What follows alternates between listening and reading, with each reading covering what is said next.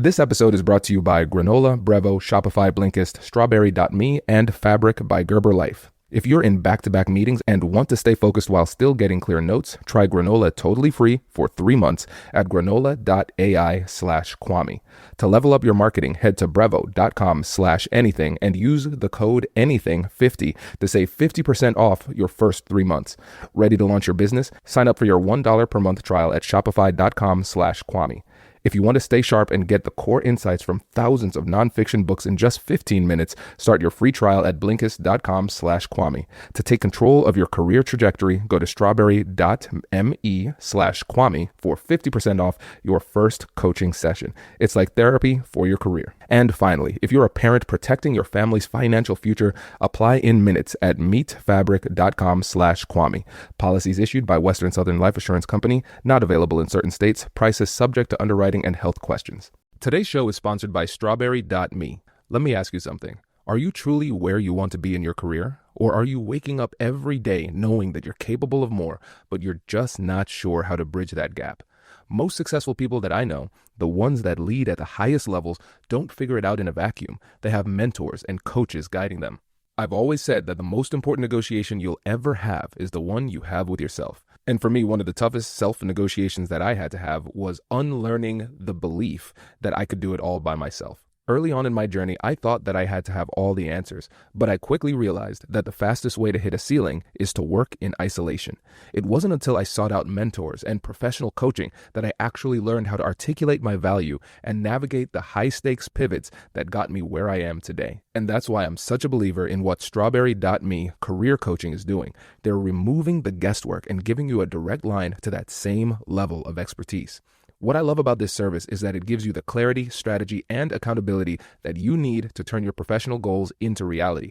Whether you're trying to land a new job, advance in your current role, or transition into a completely new field, having expert guidance is a game changer. Instead of relying on guesswork or just waiting for the right time, professional coaching helps you to take control of your career trajectory. You'll identify the obstacles holding you back and develop a step-by-step plan that'll help you to move forward with total confidence. It's time to stop waiting. Go to strawberry.me/Kwame and get 50% off your first coaching session. That's strawberry.me/Kwame. It's like therapy, but for your career. Hey, I want you to listen to me very carefully for a second, because what I'm about to say can change the way you look at success. The difference between staying stuck and finally breaking through isn't just talent. It's learning how to fall in love with the hard parts of the journey. And that's exactly what we're getting into today. I'm chatting with Cas and Mike Lazerow, the powerhouse couple who built and sold their company, Golf.com, to Time Warner for $745 million. They're sharing the real secrets to success in their new book, and prepare for some profanity, their new book, which is titled Shoveling Shit, The Messy Truth of Entrepreneurship. Today, they're going to talk about how to have the tough conversations that actually build trust, the mental cheat codes that keep you locked in, and the mindset shift that separates the people who burn out from the ones who rise. And if you've been grinding, pushing, and wondering why it still feels so hard, this conversation is the reset that you didn't know that you needed. I know you're going to get a lot out of this one, so without further ado, let's jump into the interview. Mike, you said something really interesting just now, because you said we can talk about difficult conversations, and you said Cas is really good at that. And I found that fascinating. So why didn't you say we are good at that? Let's start there. Well, the key to being a great entrepreneur, which I don't know if I am, but we've had some success, is to be self-aware. And it's very difficult for me to have those tough conversations. I've gotten better over the years, and Cas has really been my rabbi and Sherpa there. The first time I went to lay someone off, way back when at golf.com, let's just say he made some great arguments and he came away with a higher salary and a bigger title. And so, and I go back to that meeting and I just listened to what he said. I wasn't present with what I was trying to deliver.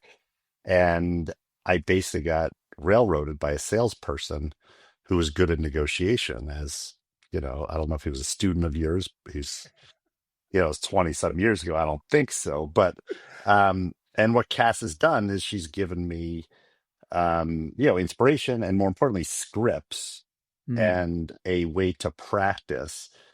And what I've realized is that you get the elephant in the room, be very direct. And a lot of the conversations start like, this. Like if I was to lay you off, I'd be like, nice to see you. Today is your last day. This is going to be a very difficult conversation, but I want to give you some feedback on why. And you don't bury the lead. You get the news up front and then use empathy and, what you've practiced, hopefully, to deliver in a way that makes the person who's being laid off feel human, at least. that's great. That is great. And Cass, I see you nodding approvingly as if your student has now become the master. That's exactly it. I mean, it's taken some time, and I think he's much better at it now and has a lot more empathy and compassion. When you go to lay someone off, it's not easy. And I always say that if you are a founder or a business leader or a manager and you've spent so much time and put so much care into hiring someone, so, really like working on that relationship to bring them on board, and, you have that first lunch and that whole week is like planned out for them. It's really your obligation to make sure that you, at the end of the relationship, you have as much care. And so my thoughts on this whole subject are, we need to help people when they leave, because the fault is squarely on the shoulders of the person who hired them, right? Mm, No matter what, the buck stops there. So it's your job to try to help them in their future employment, because 9 times out of 10, if not 10 out of 10, that person went on to do something that was a better fit yeah. somewhere else. Yeah. But, that's why I talked about skill sets that we needed, and, tried to give them as much information as possible. I love it. No, this is great. And I love the approach. It's a heart-centered approach throughout, because you're recognizing, all right, it's not so much of a negotiation as much as it is delivering bad news as empathetically as possible and helping them with the transition. Yes. Yeah. Yes, definitely. That's great. And Cass, one of the things that you talked about was the relationship that you have with the team member or former team member in this situation. But I think for me, my wedding anniversary is in 3 days or so. So I am fascinated to see from a relationship perspective, how in the world do you all pull this off when it comes to the relationship aspect behind the business? Well, first of all, happy congrats. How many years will Thank you be you. married? 15 years. Nicely done. There Nicely you done. go. That is an incredible accomplishment. So, congrats there. In terms of us working together, we look at, our partnership in business no different than our marriage. And when you look at other great partnerships, co-founder relationships, leadership teams, it is like a marriage. These are the people that you text the first thing in the morning, you text when you go to bed, and there's no difference. The thing that we always say, though, and we really, really encourage all people to do this before they get into a serious partnership, is to have the same conversations you would if you were going into a marriage, right? Except this time it's not about religion, finances necessarily. It's, what's your work ethic? How much do you plan to give? What intensity level can I rely on, right? And then you go to things like, okay, so we do this 14 hours a day. What do you do outside of this that makes you happy and helps you reset, right? And if it's fly fishing, then that so you don't get resentful that your partner's going to do that. Same thing happens with us with Mike. We don't really work in the same lanes, right? So that's like a big cheat code for us, is that we can be married and work together because we're not overlapping in skills. The book was a little harder. I'm not going to kid you. It was a little harder because we were in the same lane, but like everything, we trust each other on our expertise. So that's how we make it work. Yeah, that was really well said. And I'm proud of you, Cass. Way to go. what's interesting is both marriages and co-founder relationships start with this honeymoon phase, right? There's like this passion and excitement, and you're so psyched to do it, big dreams. And at the end of the day, it's really building the foundation of trust over time that the relationships prosper. And these are very important relationships, marriages and co-founders. You're sharing finances. Oftentimes you're sharing reputations, mental health. If I'm not feeling great, my co-founder hears it, or in this case, Cass, my co-founder and wife. A lot of co-founder relationships fall apart because of misaligned values, conflict that comes up in relationships. How you argue is important. Are you productive, empathetic, or does like resentment and blow ups lead to kind of passive aggression, right? Hmm. And so, just like any relationship, we encourage you not only to have the tough conversations, but be true to yourself and communicate what's important in a way that your partner knows. Don't assume that they can read your mind. If anything, they're reading the wrong part of your mind. So they're reading your fears and not necessarily, your dreams and the exciting stuff. Hmm. Cass, I thought I saw it. Yeah. Well, I mean, he's dead on. Like fears gets in the way of anybody. I don't care if you're working or you're doing the hardest job in the world, which is caring for children, right? At home, or teachers. I will say that as well. And fear, doubts, insecurities, they all get in the way. That is the baggage that we carry into the world. And your job, Mike did this post, I think it came out today, where it was about power, that people should pursue power. And he wasn't talking about over people. It was over your mind, right? It's power over your mind. And so that was a good post, hon. I don't think it's out yet, so don't whatever. But just but it visual. but it's like the power over your thoughts, right? And it's the discipline of your mind. That's Well, it hit me I was talking to a founder who was very focused on money, as founders should be. You don't want to run out of money. But this was basically, I just felt she was too focused on personal money. Hmm. And the money is how you keep score, and it's the result of doing the right thing. It's not the thing itself, right? And so I encourage him to really work on how he shows up. And what hit me is that like he was chasing money, but he was ignoring you know, taking control of his own brain, right? And it's that like taking power of your own mental health, your outlook, your habits, that produces results, but you can't just focus on the results. And, I'd encourage all entrepreneurs to really drill into like, what do they need to like succeed at the highest level? And what I would argue is that you're not without ego. A lot of entrepreneurs are like, oh, I don't have any ego. When you start a company, you're inviting people to watch you fail in public. No one does that if they don't have some sort of ego, but you have to lead with the heart, right? You have to lead in a different way. If the ego gets in the way and that's how you're leading, it's just not going to turn out well, as we're seeing with the country and a lot of our, leaders who have lost the point, right, of the story. And so that's where that came from. Well, first and most importantly, Simone, our producer, I want you to send a message to our copywriter and write a post on power immediately. Power over the mind. It's my idea.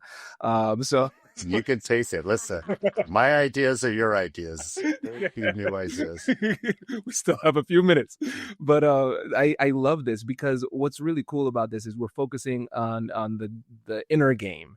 And of course, from the people looking from the outside in, they're going to see the success, they're going to see the venture fund, they're going to see the acquisitions, everything, but they can't see inside your own mind.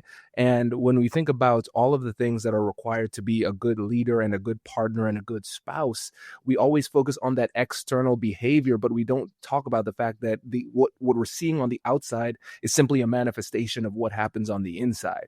And when you're thinking about this, I want to think about the process of how you got to this elite level mindset, because I know at this point it's habitual. I don't think it's probably still not easy, but it's habitual. What was it that made you realize, all right, I need to do something about my inner game so I can have that power over my mind, so then I could have the results that I want out of life? For me, it was definitely all of my athletic training. So I was trained as a tennis player. I played in college and some pro after. And it was all about the mind. Because if you think about when you're competing, how you differentiate the top is not by, oh, they have a great serve, they have great forehand, whatever that is. It's the mental game, right?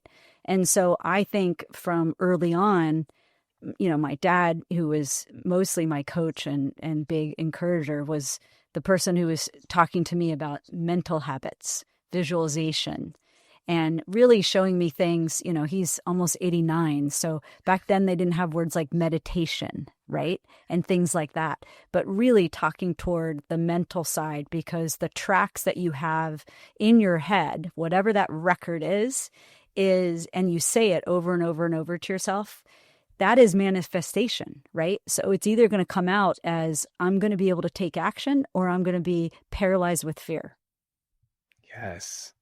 Oh, this is great. So I have to jump in on that one, Cas, because I didn't realize your tennis pedigree. I didn't know I was in the room with royalty here. So I love tennis. I was president of the club team at Ohio State. That's amazing. Thank you. Well, it's not as amazing as pro, but we try in here, Yeah, different levels though. I mean, like you're Ohio State, and then I played at a smaller D1 school, so. Yeah. Oh, this is great, because now I'm seeing a lot of this elite mindset here too. Because I had the opportunity one time to play at nationals in front of Billie Jean King, and I read her book, The Dollar Rebellion. And she revealed this statistic. She said that I believe it's something like 90% of women who are in the C-suite are former collegiate athletes. Yeah. And there is a mentality that can come from sports that is, you when you're younger, you just focus on applying it to sports, but we don't recognize just how attributable it is to everything. So so let's go deeper into that. What are some of those key lessons that you pulled? I think it's applicable to suffering. Like, one of the things that athletes can do, and we call this a massive cheat code, that for, startups, when you're trying to hire those first 5 to 10 people, right, which are very, very important, pick an athlete, pick someone who was trained in the military, right? Because they also will be okay with lots of messes, lots of punches in the face when things don't go well, and they will know how to get back up in the face of their failures, right? And entrepreneurs, the ones who succeed, and I think it's the same thing with athletes, the ones who succeed look at their failures as getting one step closer to their victories, right? And so it's that discipline. And when you're trained, and you know this very well, there is no other option. You're on to the next match. You're on to the next point.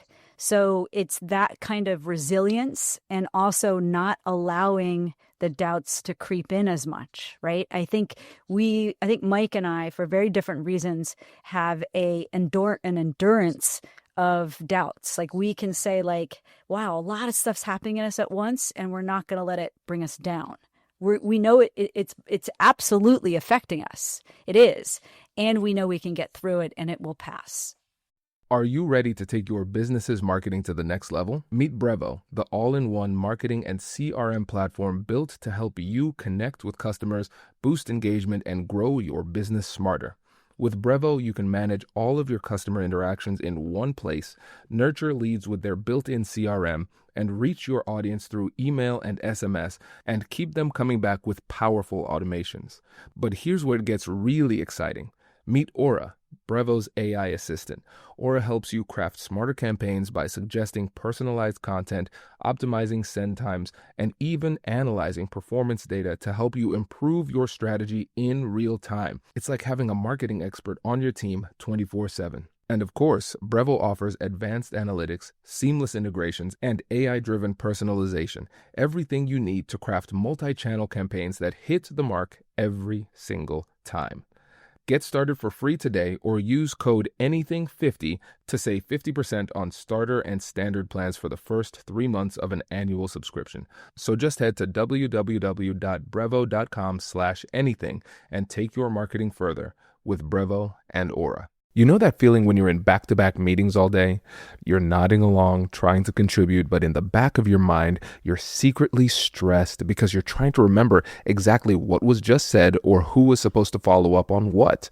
Meetings can be a mess, but Granola AI fixes that. Granola is an AI-powered notepad built for the way real people actually meet. Here's how it works. You take rough notes like you normally would, and then in the background, Granola securely transcribes the meeting. Then it turns everything into clean, structured, and actually useful notes the moment the meeting ends. The best part? It works through your device's audio, so it integrates seamlessly into the tools that you already use. No setup and no awkward tools. It's just your normal meeting, but with superpowers. I've found that it lets me actually listen instead of frantically typing, so I walk away knowing exactly what was decided and what comes next. Before Granola, our team would spend extra time cleaning up notes and double-checking details. Now, we leave meetings aligned and clear. It saved us time and helped us to operate at a much higher level. If meetings are eating up your day, Granola.ai is a no-brainer. And you can try it totally free for 3 months. Just head to granola.ai/Kwame. That's granola.ai/Kwame to get your time back. Get 3 months free at granola.ai/Kwame. This is so powerful. And Mike, I think this is a great time to shout out your hat. Right. So folks who are on audio, Mike is wearing a hat that says shoveler. Of course, that I'm sure it's an ode to the name of the book, Shoveling Shit, because I think this is a perfect transition to talk about that. Because I think one of the things that people don't fully appreciate when they see elite entrepreneurs like yourselves is they look at what you have and they are jealous of the destination, but not the journey. And they don't recognize that the only way to get from where you started from to where you currently are is by just leaning into and embracing the inescapable pain of progress. And so when you're sitting here at the beginning of your journey, I want us to go all the way back. How did you deal with the pressure and the difficulty when it wasn't 100% clear that you were going to end up where you are today? So, first of all, your use of language is incredible. I'm taking notes. The inescapable pain of progress is perhaps the favorite phrase I've heard in a long time. And so, it's funny you say about like elite entrepreneurs because we feel like beginners. And there's something about the beginner mind that keeps entrepreneurs going. It's curiosity. We don't have all the answers. It takes a team. This book is a great example. We'd never written a book. So we had to like reach out and ask for help, try to dissect the industry. What kind of book? Like, where does it fit? How are we going to market it? All that stuff. And I think there's this concept that we've tried to capture in the book, which is called Shoveling Blank, a love story. I don't know how much profanity you like on Oh, this. This is a hey, family Mike, show. by the time this goes out, we'll be independent, man. We can say whatever we want. Yeah. So Shoveling Shit, a love story, is this concept that on one hand, there's no worse way to spend your day. You get kicked in the face. People are saying no. Employees want to quit. Customers want to leave. You're running out of money. Name it. And it's like hitting the fan, right? Yeah. And if you ask any entrepreneur, would you rather do something else? They say no. It's both miserable and awesome at the same time, because within these companies is where we find our purpose, our passion, our humility, our hard work, which is a virtue. And so all these great things that come to entrepreneurs are only because of the misery. If you could hang up a shingle, make $1 billion in a week, it's like, okay, what it's not rewarding, right? It's not about the money, it's about that journey. And so when you start out, we have nothing and you want something. When you're a company, you have revenues and profits. When you're a startup, you're just trying to figure it out. You're trying to become a company.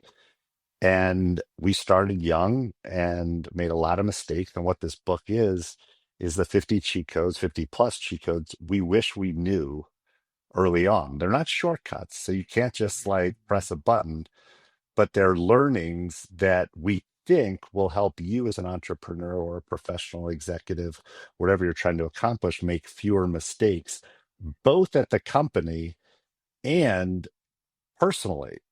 Wow. Why does success mean anything and matter if you're miserable at life? And so a lot of the cheat codes are how we protected our relationship, built relationships with friends, how we kind of, got back to our health after making all the mistakes of no sleep, overeating, drinking, all that stuff. And so it's just as much about the cheat codes to live a life worth living than it is, building a business worth building. Mm. It's essentially, it's almost like it sounds like it's the philosophy of entrepreneurship extrapolated to life to a certain extent. Yeah, Yeah. definitely. It is That's life, perfect. right? All it is life. Like you spend more time working than you do at home as an entrepreneur. So if you don't look at your business as your life, you're going to have a life that you wake up and be like, I have no relationships. My health is out of hand. I have burned through everything good in my life, and it's just not going to be worth it. And I think there are a lot of people, at least from the tech industry, who are asking them these questions who have nine figures behind their bank account. Mm.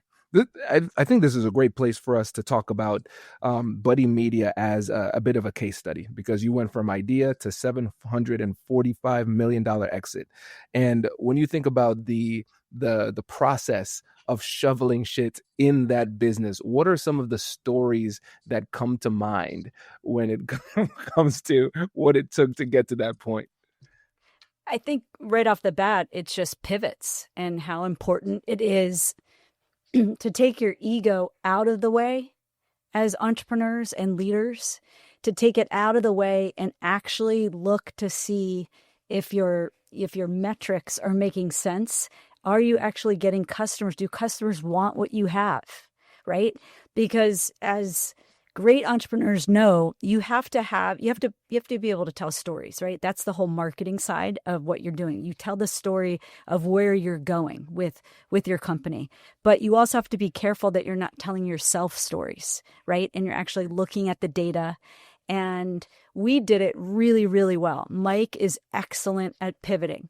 He's excellent at saying, wait a second, this is not working, and we have to move now.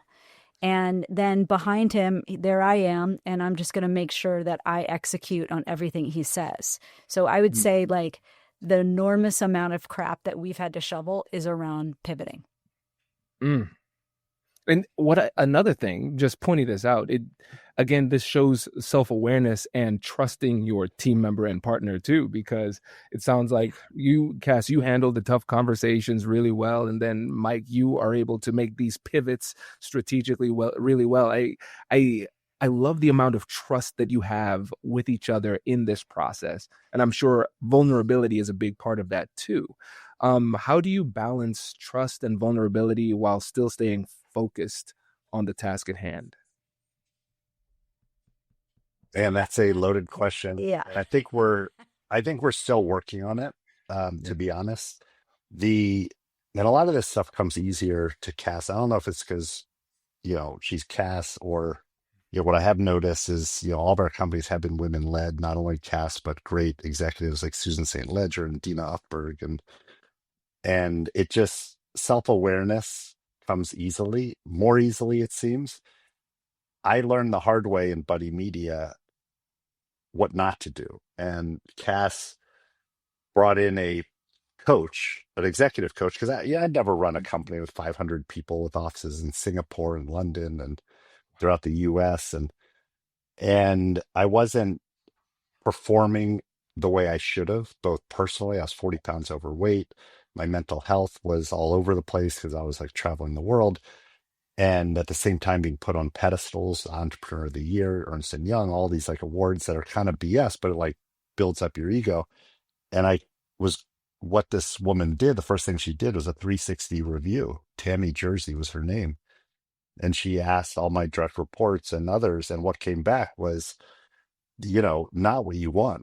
It was, I was getting in the way. I was both distracted and distracting. I'd come into meetings just trying to get my way and not listening.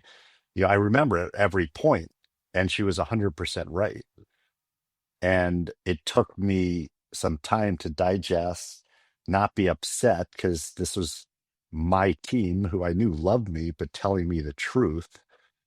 And that was, even though Buddy Media was so important to us, our family, future generations, it's those learnings of like, how I was getting in my own way, in other people's way, which I would encourage all leaders to seek out that information.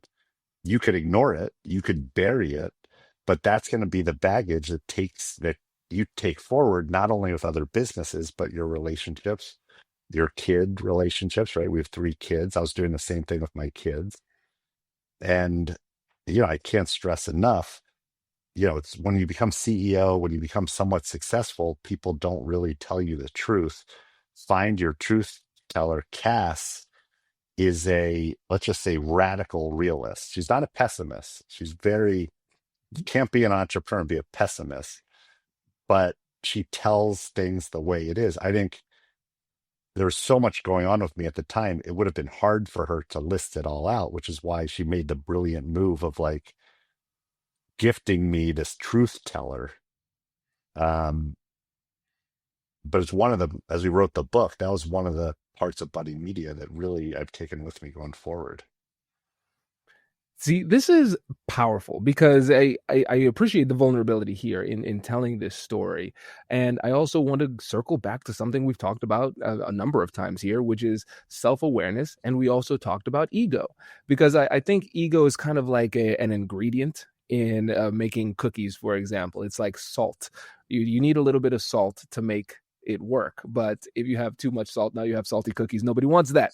And a lot of times we have too much ego and it messes up the entire dish. So let's try to get as real and tangible as possible when it comes to balancing the ego, because the ego sometimes, when dialed in correctly, can be a bit of your edge. But of course, an ego out of control leads to bad decision making and destroys relationships. So how do we balance that? Yeah, I mean, I think that's the tough part. I think in business, it might be a little bit easier than in personal relationships, because in business, if you've done your job correctly as a leader, as a manager, you have metrics that you've written down that are your goals. And hopefully you've also attached what success looks like for those goals, so that you can have your ego be checked at the door when you're saying, wait, I think everything's going great, but let's go look at the data. The data says something differently. In real life, with personal relationships, I think it's much harder to get your ego out of the way, because what are the goals that you're setting for yourself in relationships, right? I mean, obviously, you could say like a supportive relationship. I'm not just talking about marriages, but friendships, right? I want someone to root for me, right? No matter what. I want someone who is not intimidated by my success. And I want someone who's, shows up for me, whatever those are. Then you got to try to move that ego aside and really be as vulnerable as you can. This is so good. This is so good. And what's funny again about this is that there's no way to make this easy or feel good. No, right? Because, you said something in the beginning, like there are no shortcuts in life. There are reps. You just do them over and over and over again and practice, right? I think that's one of the things probably you and I learned very early on as tennis players is you just don't hit the ball like, a couple days a week and then just go try to see if you could, play at your best. You've done hours and hours of preparation. So, when people come up to us, especially some of the younger entrepreneurs, they say like, what should I do? How long will this take? Like, how long will this take? Like, our success happened over 30 years, right? 30 years and lots of failures. Wow. And I remember one of the things my coach said, even when I was like, you miss a shot and then it's like you take a shadow stroke. And I remember him jumping on me one time. He's like, that stroke was not good. Okay. So there are no bad reps here. No bad reps. Intentional, right? Be intentional. Exactly. Yeah. And what I found, and tell me if this is me just being a bit neurotic and extreme here, but I've tried to extrapolate that mentality to everything. So even when it comes to like jokes that people would make about what it takes to be successful in business or in relationships, like the passing humor, it's like I have to say, all right, cool. I'm not even going to engage with such thoughts because it's too familiar to the ways that I used to think in the past that were not leading to the results that I wanted to. Like destructive thoughts about marriage and relationships, destructive thoughts about what is required to be a leader. And in order for me to maintain this high level of like this elite mentality that's operationalized for leadership in my company and then leadership at home, I had to really protect my mind because you recognize that if you're scrolling on social media, you're having idle conversations. A lot of times your mind is under assault by just a constant bevy of bad ideas. Yeah, absolutely. 100% agreed. That's part of getting, taking power over your brain.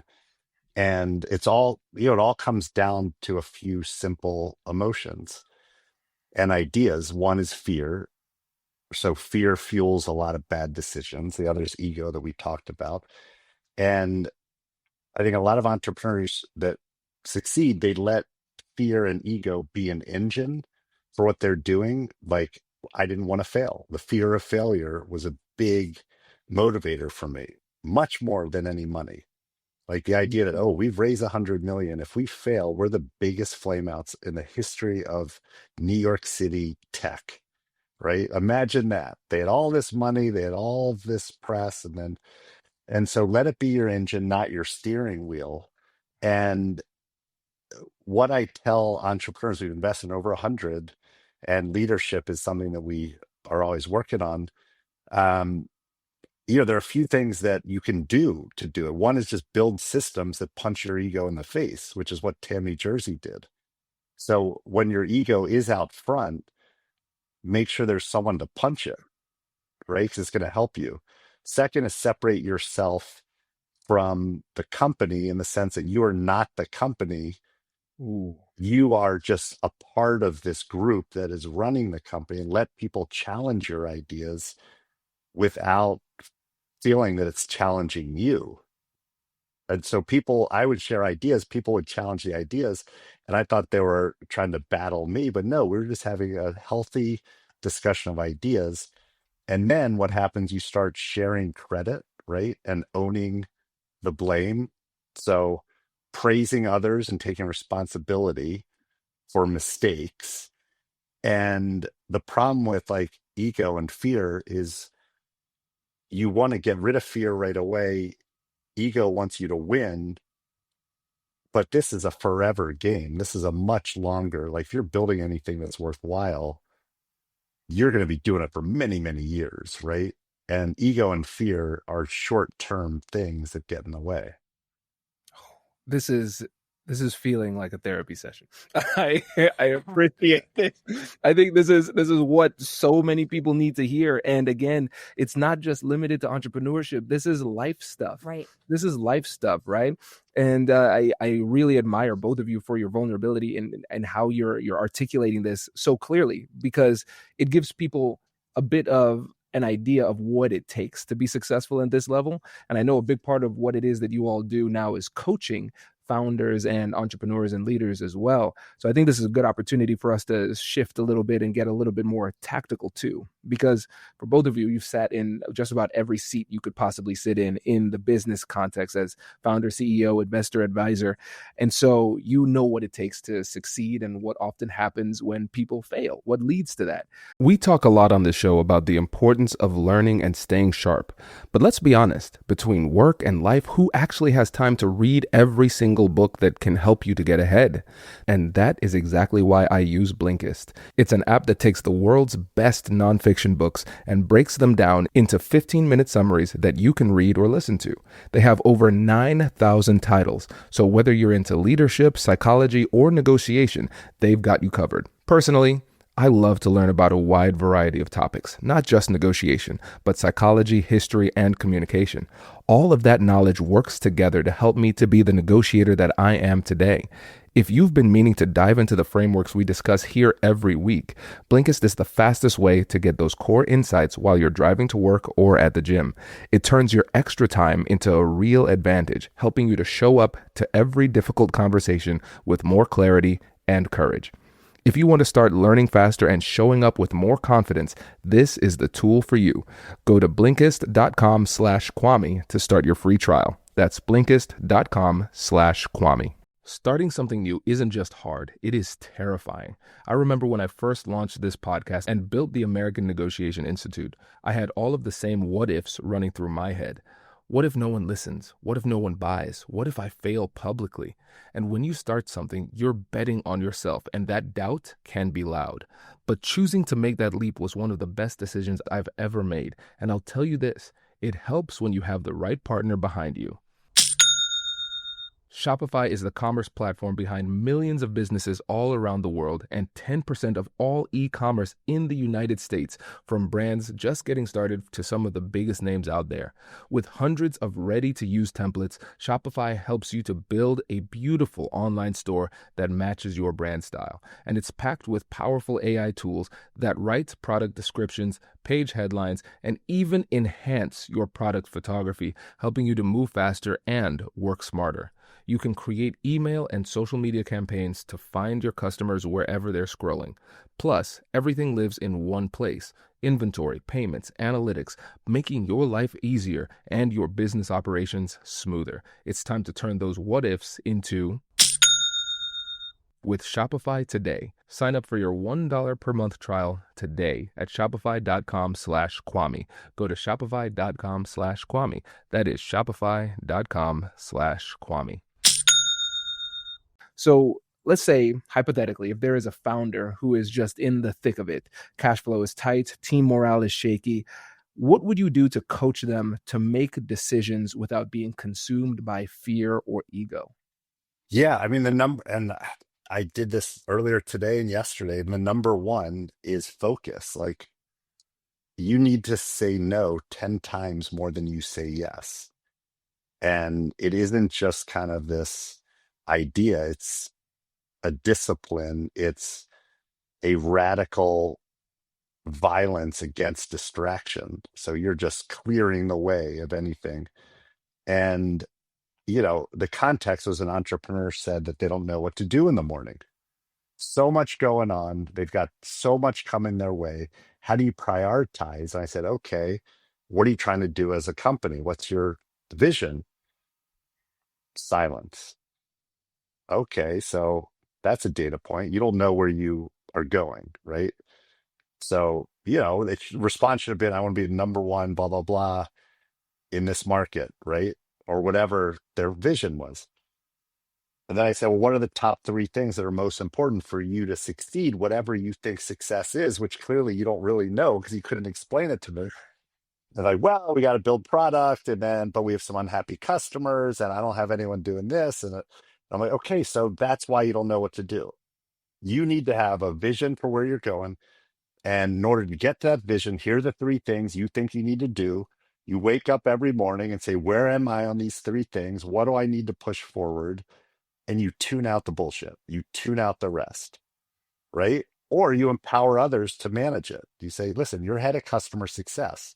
I trust you. It's why I hired you. You're my partner. Go run your business. I got my own initiatives that I'm focused on right now. If anything is above what you think is above your capabilities, please come to me. I'm here to help you, but I trust you. You're a great leader, right? Yes. And that focus thing, both personally, professionally, and personal projects, right? Stuff you want to accomplish just personally. Like for us, it was the book, but everyone has their own projects that may not be just the company. Focus, create a vision, figure out what you need to do to close the gap between the vision and reality. And once you have it written down, the rest is easy. You just look at it in the morning and say, what do I got to do? Mm. See, I love this because I focus is a word that people say all the time, but so few people understand what it really means. Because we always say, all right, focus, focus, focus. What does that mean? I'm going to pay attention to the right thing. But more of focus is about ignoring the wrong Yes. things, right? Yes, that's it. And especially for creative minds. So for the visionaries out there like Mike, it's harder to ignore the shiny new objects, right? It's harder to sit there and say, okay, wait, I know what I'm doing. I know what I'm doing. Like go back, go back, go back. So again, it comes back to reps and discipline because you have to protect your time. That's the most valuable resource you have as a leader, and an entrepreneur. Yes, this is great. I love this. And one of the things that I started to do is take the things that I've learned in just life and business and try to teach it to my kids as early as possible. So my son's fourth birthday was just yesterday, and I have another one who's 9. And one of the things that's going to lead to success just in life is discipline and focus and the ability to pay attention to the right things and ignore the wrong things. And Right. when I started to think about the tantrums or challenges that we've had, which have been minor, but I pay attention to those things. I realized that a lot of times it just comes down to a lack of focus and then Mhm. an inability to ignore those distractions. And so I came up with this approach. I call it brain training. Kids hate it. They'll appreciate it though. So whenever I see just like a lack of focus, and it's like maybe once a day, I say, Right. okay, it's time for some brain training. And so I take them up to a wall. And if you have kids, you there will always be a spot somewhere on the wall. Right. And I Yeah. say, Yeah. just look at this spot. We're going to set the Right. timer for 1 minute. And then once, if you look away at all, or if you ask a question or Starts talk, over. it starts right over, right? And when I started this with my 4-year-old, I'm telling you, in 24 hours, the amount of tantrums that he's had just decreased significantly. It's incredible. That's so amazing that you say that because Mike and I, well, first of all, like as entrepreneurs, we gave up a lot of their younger childhood because we were working so much in hopes to get back to them when, they were bigger kids with bigger problems. And one of the things that's interesting and I kind of kick myself about is, and I think this might be what people do is, I had a very regimented childhood. Yeah. I was a nationally ranked tennis player. I had curfews even up until 18, 20 years old. I was in the gym. There was never a day that wasn't regimented around me. And what it did is it gave me massive discipline in my life post being a tennis player, that identity shift. What's interesting about our kids and many kids that I know of former athletes is sometimes they don't push them toward that, right? So I kind of was like, okay, that was a very intentional childhood, but let's just see what they want to do, right? And I see our generation of kids struggling more with the idea of focus, and then they beat themselves up because they don't know what they're supposed to be doing, right? And they don't allow themselves to work really hard and then pivot to a passion or a hobby. And so it is an interesting concept. I love that you're training on focus. That's so big. Thank you. I'm trying. I'm trying. I think of it as an investment. I'm like, okay, I know it's annoying for all of us. I don't want to sit here and look at my son, look at a wall. That's not how I want to spend my time. But I'm like, it'll Exactly. pay off at the end. Well, but it's also going to come down to a coping mechanism, I think at the end of the day, it not only will be a skill that you have trained, but it's a coping mechanism. To micro focus on something allows you to not panic and have anxiety about everything.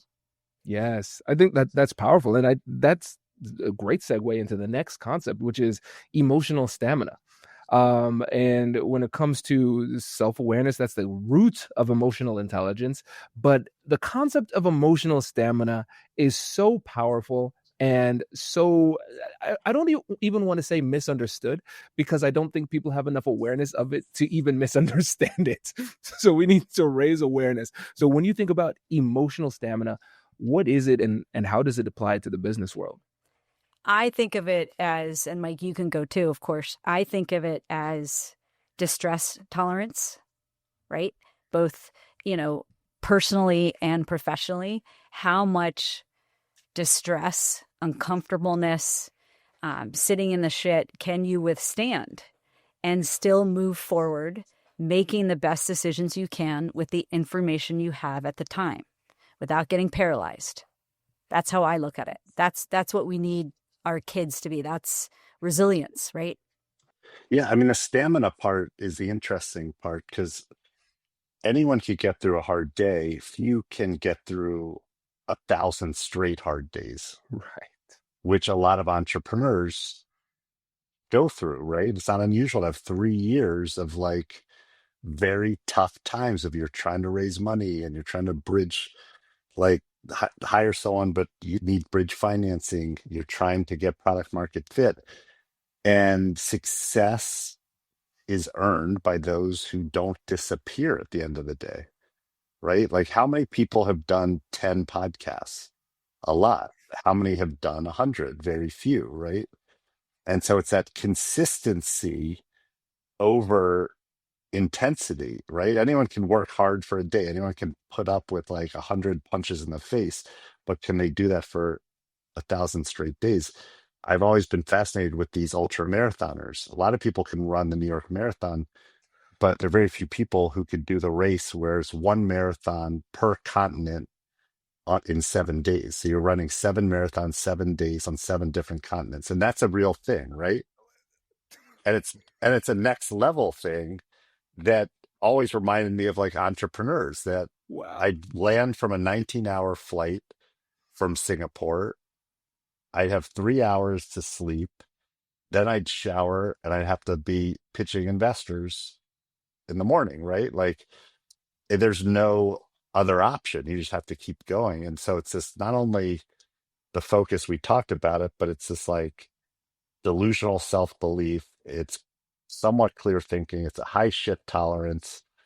And it's, you know, what I love about entrepreneurship is it's a team sport. So Mm. you're miserable with people, hopefully you like. And as I said earlier, there's no better way to spend your day. So it's like the book's Shoveling Shit, a love story, because it's not a negative idea. It's not just shoveling shit. It's that shoveling shit. The entrepreneurs who fall in love with it, they're the ones who break out and do great things. So it's our love story to each other, but to those entrepreneurs who end up developing a love relationship with hard work. Hard work becomes their love language in many ways. That's powerful, and you're absolutely right. And when I think about it, the emotional stamina, pain tolerance, these are critical elements of what is required to be successful in any element of life. I think about with negotiation, tough conversations. One of the challenges people have is that anybody can ask a good question, anybody can listen effectively, anybody can manage their emotions for 3 minutes. But can you do that over the duration of a conversation? That's a completely different thing. And I think a lot of times people look at what entrepreneurs do and they look at some of these behaviors or these tools or tactics in isolation. So they say, yeah, I could make a cold call. Yeah, I could give a speech to a team or whatever it happens to be. But can you do that every single day without knowing whether or not it's going to succeed while still demonstrating resilience and confidence to your team while you want to break down inside every single day? There are few people that have that type of toughness. And this is a question that I've heard a lot of times, and I want to get your perspective on it too. When it comes to emotional stamina, how much of it is learned? How much of it is innate? What's nature? What's nurture for both of you? I, I mean, I think there's two types of people. This is clearly just my philosophy. I think there are people that are visionaries, and I think they're operators, right? I think there's two very different types of people, and I think that skill set, whether it's nature or nurture, changes depending on who you are. So maybe all my reps, from all my discipline and training of being an athlete, definitely was the nurture part, but I think I was kind of born this way with high tolerance.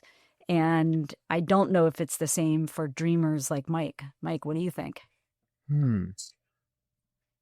I think it's innate to everyone. And we're in a society that beats it out of you. So this idea that you can be patient, you could focus, you could put up with the hard stuff, we're born and that's life, right? Why do we cry for the first year? We're just trying to get what we need, right? We're just like, we'll do whatever we can to like fight for what we want, and we'll cry all night. We don't care, right? When you're like 8 weeks old, then you, at some point, the dopamine hits in. You need the quick fix. You're scrolling through your phone. Everything's comfortable, right? And you don't have the ability to even stand in front of a wall and look at a spot, right? And I say that because sometimes Cass says, Mike, go stand next to the wall, go look at the spot. I'm not letting you in bed until you've done 1 minute without looking away. Um, and it's just, I just think it's hard for us in this world of like instant gratification isn't fast enough, Right. right? Like asking someone to work just an honest 8-hour day without a break, without looking at their phone, doing meaningful work, and the breaks you take are for nourishment and to rest your brain, right? You may meditate for 10 minutes, you may take a 20-minute power nap, but you're doing it in service to focus and hard work. That's impossible. People can eat. It's easier for them to run a marathon in 7 countries in 7 days than to work a productive 8-hour day. It's like that's just the world we live in. But they weren't born that way. They've been institutionalized by their environment. I agree 100%. And I feel as I get older, I get on these rants where we're talking about the softness of society. Big time. But I think to your point, it's 100%. There's an addiction to comfort. There's an addiction to distraction that I feel like is so ubiquitous that we can't even recognize how pernicious it is. And then the other thing that is sneaky that is not addressed enough is that I believe this is new, but we're living in a society where you can get an incredible amount of status and social credit for being ineffective and hurt. And in the past, the only way to get status was by conferring value and being consistent. But now we can connect online with people who are not doing well and not saying, "Hey, I'm not doing well and I want to do better." It's like, "Hey, I'm not doing well. Ha ha. How poorly are you doing?" And now we are gaining status by being worse and less productive. Well, and it starts in the home. Let's talk about a soft couple of generations behind, Mike and me, where I think parenting is almost beyond helicoptering. It's just enabling. It's just 100% enabling with no boundaries, right? There's the yes machine because parents want to be friends with their kids, right?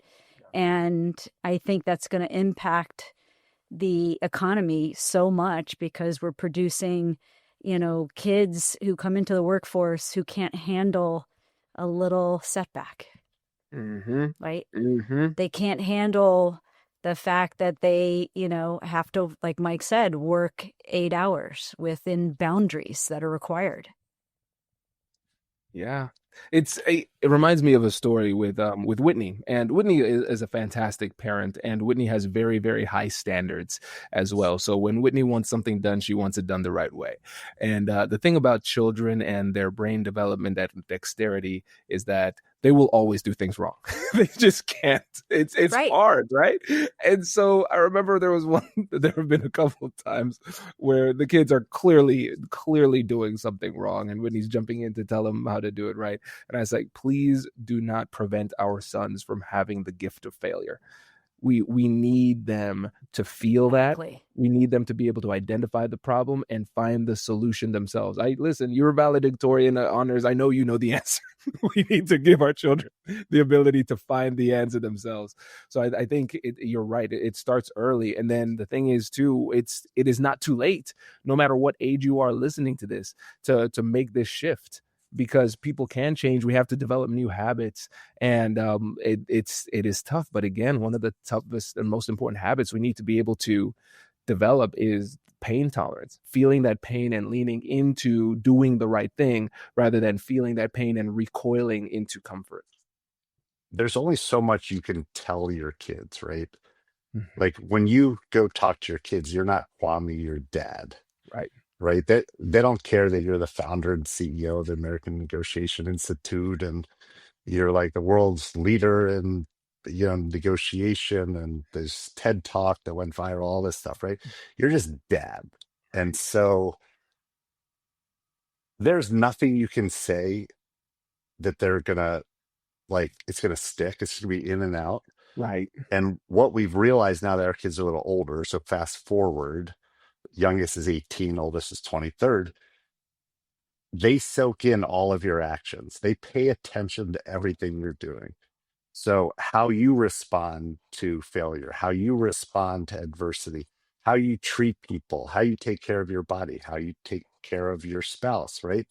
All of these things, which we never really thought we were teaching, that's what stuck. All the conversations where I'm like, oh, you should be a good boy, right? It's like, it doesn't even register. It's not even in their like lexicon. And so to me, it's very comforting. Like that little conversation where you treat the waiter well, right? That you have a human interaction, you say thank you. That's more important than a 2 hour sit down on like how to be a man in today's world, right? Which is not Right. easy for a lot of these young guys. Right. So just live your life the way you want your kids. And if you're a yeller, if you hate your kids, they're gonna create they're gonna have kids and do the same to their kids, and you're gonna continue this multi-generational trauma. Whereas if you just kind of be the person who you want your kids to be, they will be that person. And we know it because we have three different kids. They seem like from three different parents, but they're all turning out various degrees of okay. Good. That's what I like to hear. And I think it's so encouraging too, because whoever you are listening to this, the change begins with you. And it's never too late. It's like the Chinese proverb. They say the best time to plant a tree was 20 years ago, but the second best time is today. And then once we start to recognize that, then we can start to make these changes. And I think this is a good time to transition into part 3 because we're doing questions from the listener. Hey, Kwame. I'm the founder of a health tech startup. We've raised a modest pre-seed round, got a working MVP, and just signed our first pilot with a major hospital system. Sounds great, right? Here's the problem. My co-founder and I are completely out of sync. We started as friends and we've known each other for years. But since we launched the company, it feels like we're living in different universes. I'm in the trenches with customers, refining the product, pitching to investors. He's obsessed with the theoretical ideas and keeps going off on tangents about features we don't need right now. We've had a few tough conversations, but he's taking things personally. Now, I find myself avoiding him, and I'm scared it's going to hurt the company, or worse, our friendship. I don't want to push him out, but I can't keep carrying everything alone either. How do I bring him back into alignment without blowing up the partnership or burning out? So I have a lot of experience in this. And I launched a company with someone who's not Cas, who is a friend. And the exact same thing happened. I'm very commercial. I was focused on how do we get commercial applications. My friend is an artist who invented this technology in his art. It's a new way to encode data using 3D objects and the numbers behind it. And he looked at it as a theoretical innovation project to just come up with more use cases and kind of more applications. And I tried everything. And if I had a solution that worked, I would share it. In that scenario, there's only one way, which is you have to break up because people don't change. And when you're so far apart in terms of work ethic, vision, what you want to do day to day, and where you want the company to go, I've yet to see co-founders come back together in a meaningful way. And we've had 100 investments. Some of them have had co-founder relationships. And again, you just can't force adults to change. You could say, hey, I don't like how you're thinking about this, or I need you to be more practical. I need you to work harder. But oftentimes, especially for men, it's taken as a criticism of who they are, not their behavior. So, I think Tyler is his name. It's not that his co-founder is a bad person, just the behavior is destructive to the business. And sometimes when you communicate, you have to make it clear that I still love you, but what you're doing is causing us, to succeed. Like, we're not succeeding because of it.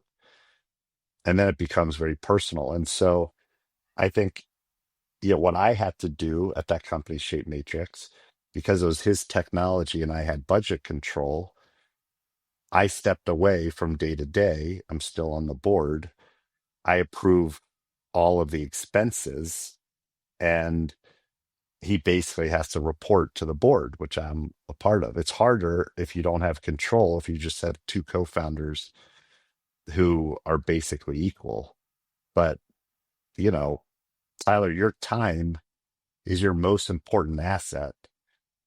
If it's not happening, go do something else.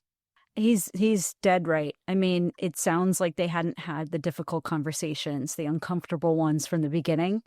And if his other co-founder isn't really listening and you can't break through that wall, they're going to have to take some drastic measures, unfortunately. Yep.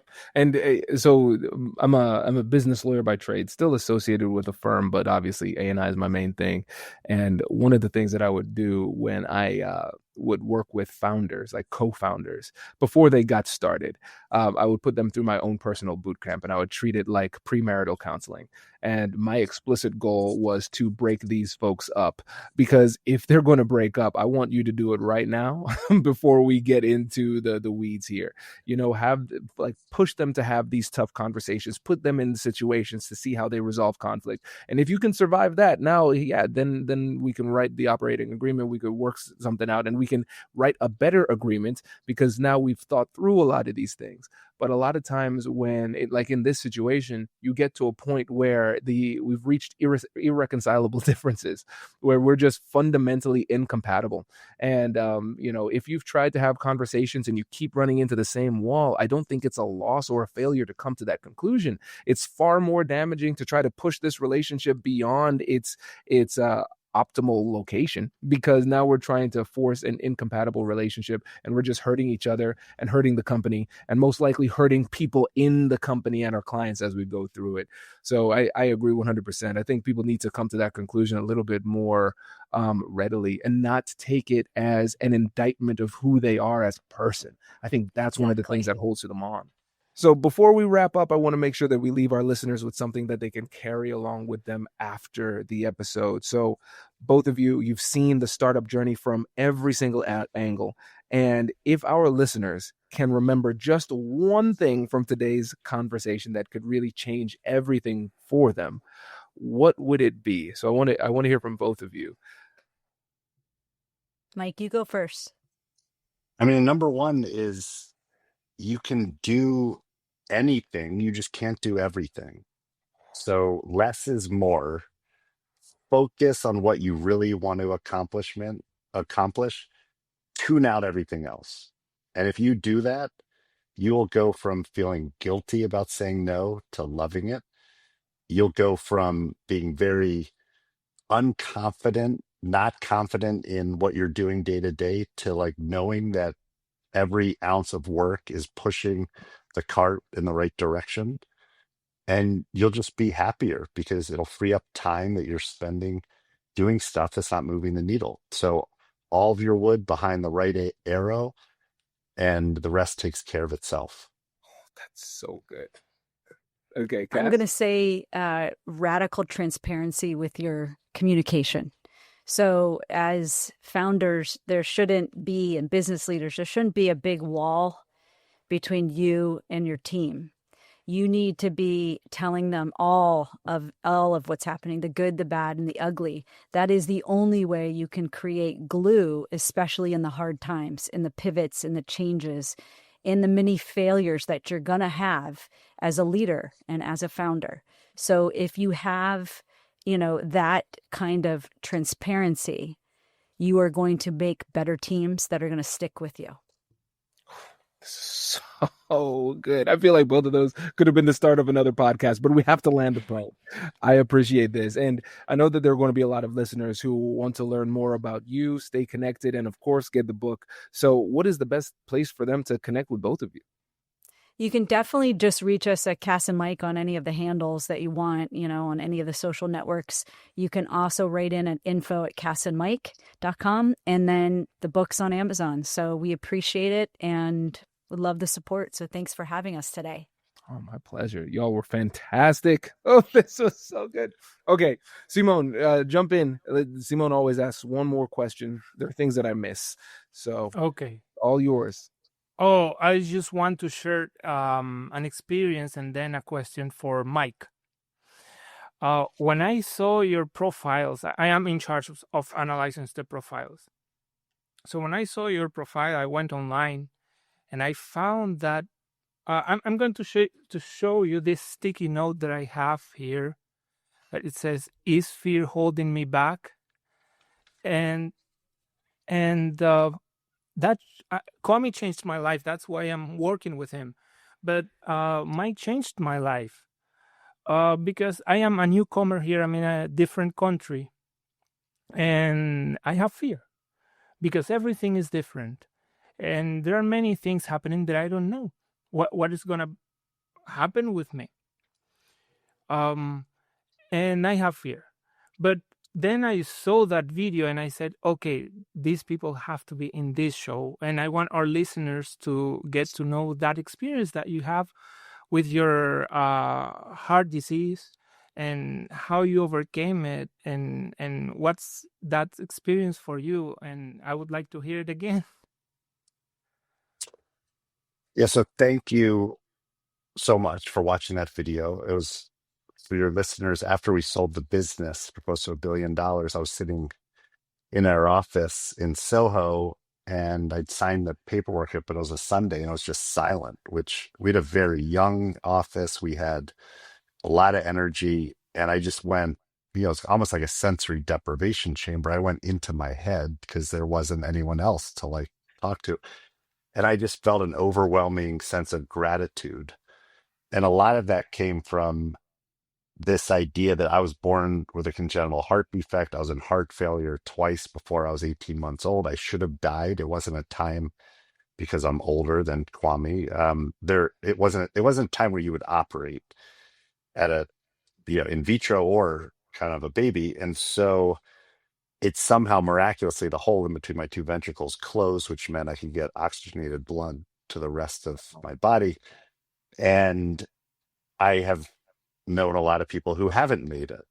Ben Breedlove had a very similar thing that I had, ended up having a premonition and a dream about his death. He was dreaming about a Kid Cudi song and his story went viral. And Breedlove is the last name, and he died, and it hit me very hard. And our friend Jen Lynn, who started Cycle for Survival, everyone called her Fearless Jen, 12 bouts of chemo and 7 years fight, she ended up not making it. And that's really what I started thinking about is, how lucky I was, how thankful I was, and how it wasn't until I was able to not shed the fear, but not be beholden to it. So the fear will always be there, whether it's a shark, fear of sharks, fear of not being in your country, fear of being an imposter, whatever the fear is, it's hard to get rid of it because that's your mind, right? That's your emotions. It's not an intellectual thing. It's like an emotional thing. Oh, the shark's not going to eat me. Well, I'm still scared of it. So, but it's how do you make decisions? How do you power forward despite the fear? How do you jump out of the airplane, not without fear, but knowing that you've prepared and you're ready to open the parachute at the right time? And, that's something I've just taken forward because I shouldn't be here. I shouldn't be alive. I shouldn't be with Cas. I shouldn't have any of this stuff. And once you start thinking that way, a lot of good things happen. There are two ways to be rich. You could make a lot of money or you could want nothing. And I felt like I was very rich early on because I wanted very little. I'm not saying I don't like having money, but money just amplifies your personal characteristics, good and bad, right? It's not what's going to drive happiness or self-fulfillment. So thank you. Long answer, but that was kind of the background of some of that. If you've made it to the end of this episode, you're now part of our negotiation community. Every conversation, every deal, every tough negotiation shapes the world that we live in. And the more we grow together, the stronger our community becomes. If this episode gave you something valuable, don't let it stop with you. Share it with someone who needs it, a friend, a coworker, or anyone looking to take more control of their conversations, their careers, and their lives. Every time we bring somebody new into this space, we make negotiation a tool for real change. And if someone shared this with you, take a second to acknowledge that. They see you as part of this journey and as someone who belongs in this community. Let them know you appreciate it. This is how we build something meaningful. We do it by looking out for each other. So if you haven't already, join us, subscribe, stay connected, and help us to grow this movement. Because when we become better negotiators, we create better outcomes for ourselves and for others. Hit subscribe and share this with someone, and let's keep building together. I'll catch you in the next one.